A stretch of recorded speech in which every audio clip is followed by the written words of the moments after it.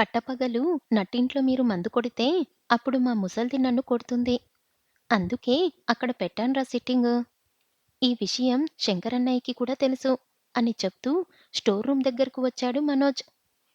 Store room తలుపుని ఒకసారి కొట్టి ఆపి, మళ్ళీ 2 సార్లు కొట్టి ఆపి, మళ్ళీ 3 సార్లు కొట్టి ఆపాడతను. ఇంకా డోర్ తెరుచుకోకపోవడంతో ఈసారి 4 సార్లు కొట్టి ఆపి, మళ్ళీ 5 సార్లు కొట్టబోతుంటే అప్పుడు డోర్ తెరుచుకుంది. సుధీర్ వంక చూసి, "డోర్ కోడ్ అర్థమయిందిగా, జాగ్రత్త. మరీ ఎక్కువ వేసుకోకు. మాటిమాటికి మెలికలు తిరిగిపోతావు. బామ్మ ఊరికే కనిపెట్టేస్తుంది" అని హెచ్చరించాడు మనోజ్. "అబ్బా! నువ్వేదో పెద్ద వీరుడిలాగా స్మాల్ పెగ్గెయ్యగానే సోదంతా వాగి సోయ లేకుండా పడిపోతావు. నాకు చెప్తున్నావా? అయినా ఇప్పుడేం ఎయ్యనులే. పూజితని వాళ్ళ ఫ్రెండింట్లో దించొచ్చాక వేస్తా. ముందు మన గ్యాంగ్‌నోసారి పలకరించొస్తా" అని లోపలికి వెళ్ళాడు సుధీర్. అటూ ఇటూ ఎవరైనా చూస్తున్నారా అని తల తిప్పి చూసి స్టోర్ రూమ్ డోర్‌ని దగ్గరకు లాగాడు మనోజ్. అతనికి పూజితని మరోసారి చూడాలని ఆశగా ఉంది. చకచకా మళ్ళీ హాల్లోకి వచ్చాడతను. హాల్లో ఒక పక్కగా తెల్లని పరుపు వేసుకొని కూర్చున్న ఆడవాళ్ళని గమనించాడు. మనోజ్ వాళ్ళకి పక్కింట్లో ఉండే అమ్మాయి ధాన్య. పూజిత చేతికి గోరింటాకు పెడుతుంది. అది చూసి మెల్లగా వాళ్ళ దగ్గరకు వెళ్ళాడు మనోజ్. పక్కనే వేసుకున్న కుర్చీలో ఒకదాన్ని పూజిత పక్కకు లాక్కొని కూర్చుంటూ హాయ్ అని నవ్వుతూ పలకరించాడు.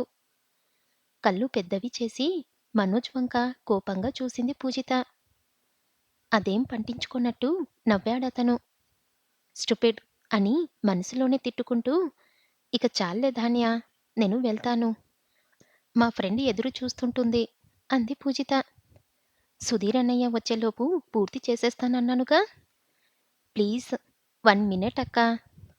పికాక్‌ని ఇలా సగంలో వదిలేస్తే చూసిన వాళ్ళు ఎవరు పెట్టారోనని నన్ను తిడతారు అంటూ కోన్ని వేగంగా తిప్పుతూ నెమిలి పించాన్ని వేస్తుంది ధాన్య.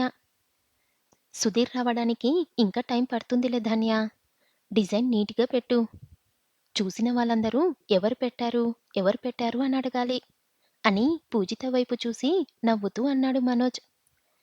అలాగే అంటూ కోన్‌తో పూజిత వేళ్ళకి డిజైన్ వెయ్యసాగింది ధాన్య.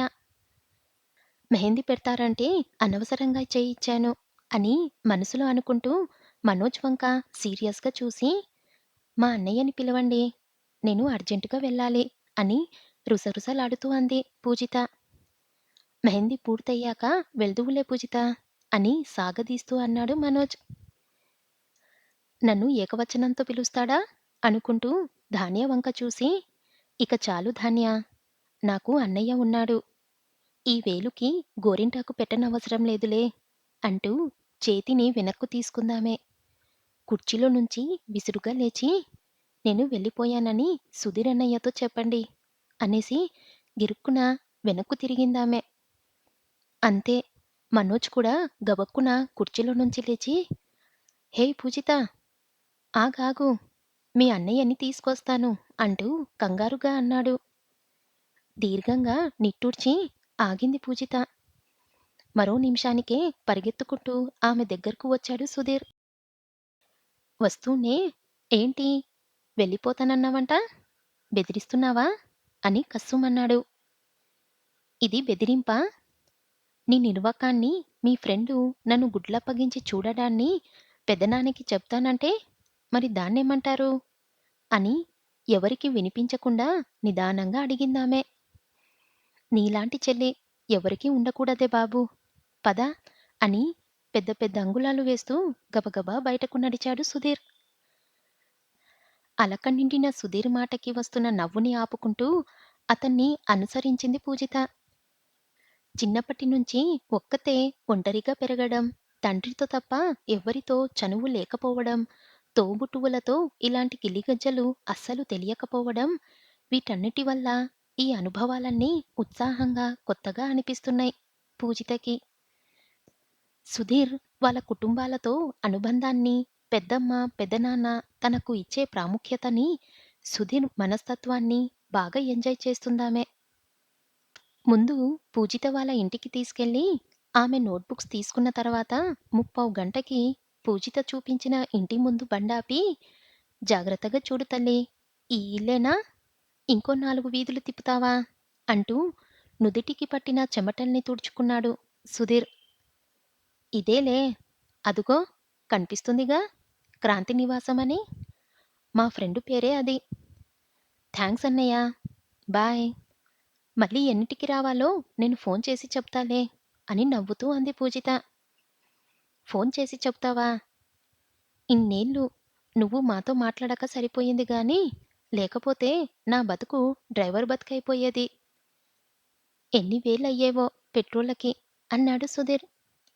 "అంటే మన 2 కుటుంబాలు కలవడం నీకు ఇష్టం లేదా? మేం దూరంగా ఉంటేనే నీకు బాగుందా అన్నయ్య? నీ మనసులో నా మీద ఇంత కోపముందా?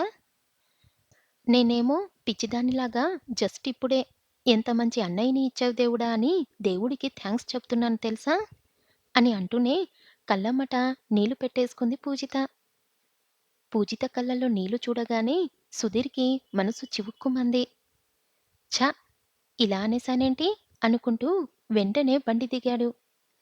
పూజిత కళ్ళు తుడుస్తూ, "సారీ పూజిత.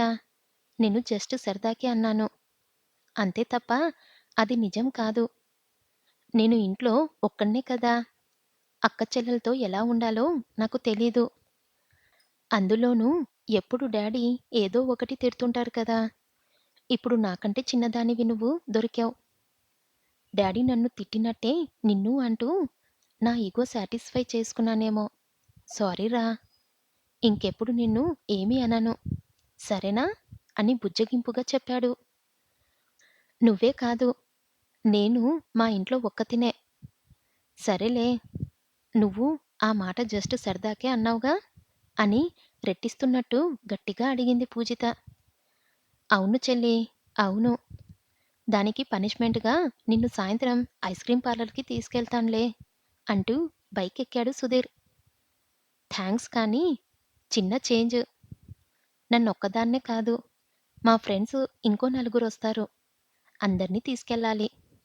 ఓకే బాయ్" అని నవ్వుతూ చెప్పి మెయిన్ గేట్ తీసుకొని ఇంట్లోకి వెళ్ళిపోయింది పూజిత. లోపలికి వెళ్ళి సుధీర్ ఎక్స్‌ప్రెషన్స్ ఏంటా అన్నట్టు వెనక్కి తిరిగి చూసిందామె. చిన్నగా నవ్వుకుంటూ బైక్ స్టార్ట్ చేస్తున్నాడు సుధీర్. అది చూసి సంతృప్తిగా ఇంటి కాలింగ్ బెల్ నొక్కింది పూజిత. మనోజ్ ఫోన్‌లో హలో అనగానే, "హాయ్ మనోజ్, ఎలా ఉన్నావ్?" అని ఉత్సాహంగా అడిగింది పెళ్లికూతురు ఆత్రిజ. "హ్మ్, బాగున్నాను" అని ముక్తసరిగా బదులిచ్చాడు మనోజ్. "నిన్ను పెళ్ళికొడుకుని చేసిన ఎక్స్‌పీరియన్స్ ఎలా ఉంది?" అని చిరునవ్వుతో అడిగిందామె. "బానే ఉంది కానీ, మా బామ్మకి మరీ చాదస్తం. నలుగు పెట్టి స్నానం చేయించడానికి కూడా ఆడవాళ్ళందర్నీ పిలిచి నానా హడావిడి చేసింది. చాలా ఎంబ్రాసింగ్‌గా అనిపించింది" అన్నాడతను. వాళ్ళ బామ్మ మీద చిరాకు అతని మాటల్లో వినిపించి గట్టిగా నవ్వింది ఆత్రిజ.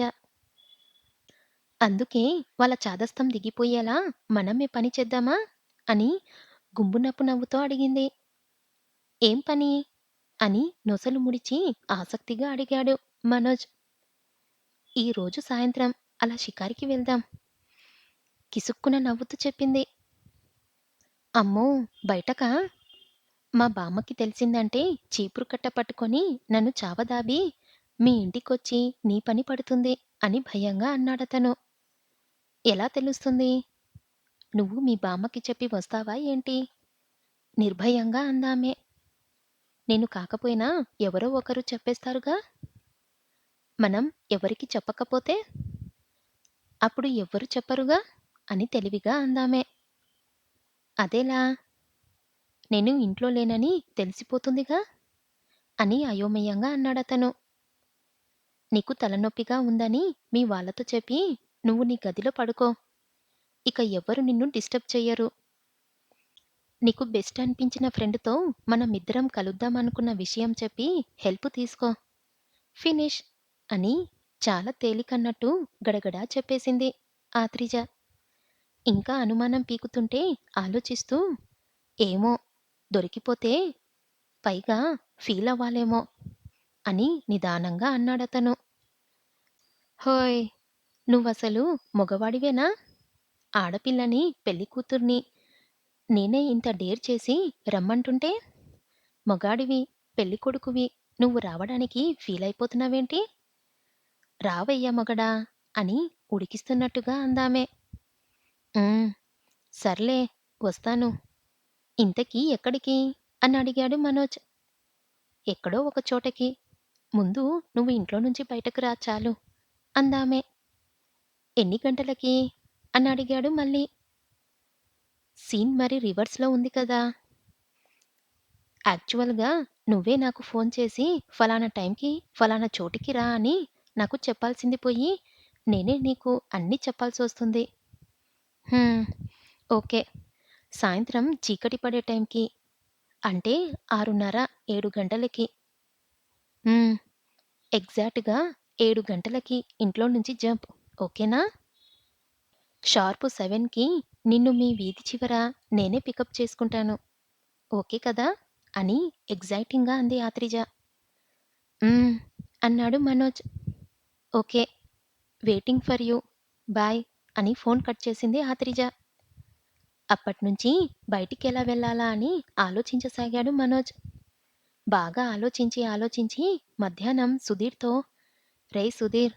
నాకో హెల్ప్ చెయ్యాలిరా అంటూ ఆత్రిజ అతన్ని బయటకు రమ్మన్న విషయాన్ని చెప్పాడు. అంతా విని అలాగేరా! నువ్వు నీ గదిలో ఉన్నట్టు ఇక్కడ నేను బిల్డప్ ఇస్తాను. కానీ నువ్వు నాకో హెల్ప్ చెయ్యాలి అని ముందర కాళ్ళకి బంధం వేస్తున్నట్టుగా అన్నాడు సుధీర్. ష్యూర్ చెప్పరా చేస్తాను అన్నాడు మనోజ్. ఏం లేదురా పూజితకి వాళ్ళ ఫ్రెండ్స్‌కి పార్టీ ఇస్తానని కమిట్ అయ్యాను. నా దగ్గర అంత అమౌంట్ లేదు. కాశీకి ఎగ్గొట్టానన్న కోపంతో డ్యాడీ నాకు డబ్బులేమి ఇవ్వకుండా వెళ్ళిపోయారు.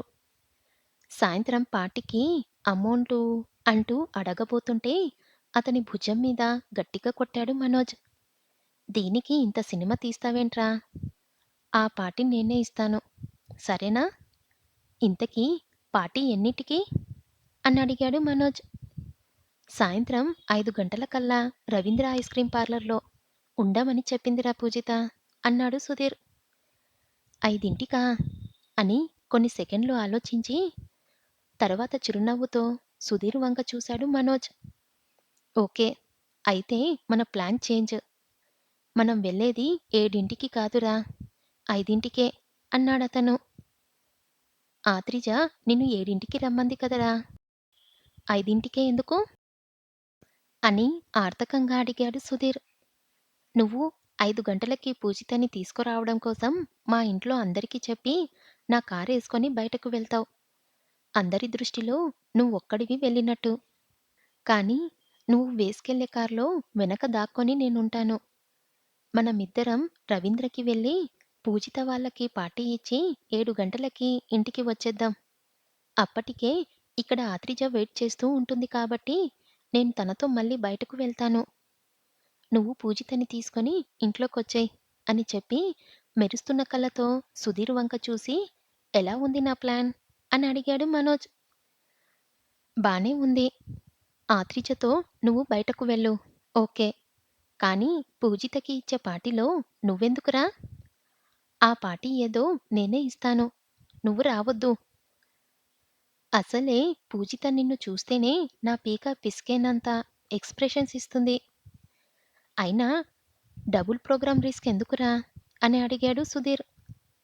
ఆత్రిజతో బయటికి వెళ్ళాలంటే బోర్‌రా. మీ అందరితో అయితే నాకు సరదాగా ఉంటుంది. సరేలే నీకంత అనుమానంగా ఉంటే నీ పార్టీకి నాకు ఏ సంబంధం లేదు.